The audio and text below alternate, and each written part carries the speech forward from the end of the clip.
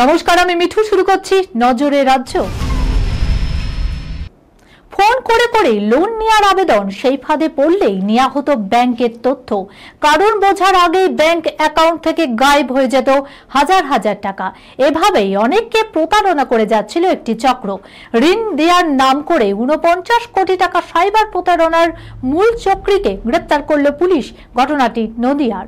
Cyber প্রতারণা সংক্রান্ত কয়েক কোটি অভিযোগ খতিয়ে দেখতে গিয়ে ওই চক্রটির হদিশ পায় রানাঘাট জেলা পুলিশ। ধরা হচ্ছে 2 প্রতারককে।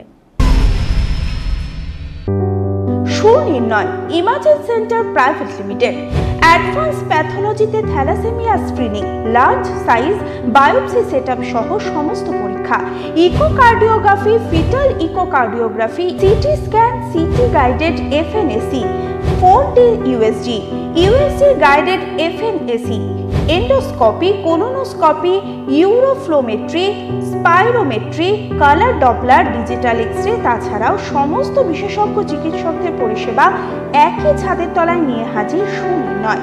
ঠিকানা 126/1 পিলখানা রোড, রানীবাগান, বহরমপুর, মুর্শিদাবাদ। বিশদে জানতে যোগাযোগ করুন 8373049252 7547900377। শিশুর শরীরে 3.5 ফুটের বিষধর সরীসৃপের কামড়, বুঝতে না পেরে ফেরালো 4 হাসপাতাল। বাঁচালেন কলকাতার এক ডাক্তাররা। দক্ষিণ শহরতলির এক বেসরকারি হাসপাতালে অবশেষে প্রাণে বাঁচল নদিয়ার বেথুয়া ডহরির সেই 9 বছরের শিশুটি। বাঙালির সেরা উৎসব দুর্গাপুজো বিশ্বের দরবারে সমানভাবে বন্দিত। দিকে দিকে শারদ প্রাবণে মেতে ওঠার জন্য প্রস্তুতি নিচ্ছেন নিজবাসী বা প্রবাসে থাকা বাঙালিরা। আর পুজো আসা মানেই তার সংস্কৃতিরও এক অঙ্গ। তাই পুজো আসার আগেই হয়ে গেল নতুন পুজো স্পেশাল গানের শুটিং। ঋতুপর্ণা সেনগুপ্তের প্রযোজনা সংস্থা ভাবনা আজ ও কালের সঙ্গে পুজোর গানের শুটিং সারলেন কাঞ্চন ঘরণী শ্রীময়ী।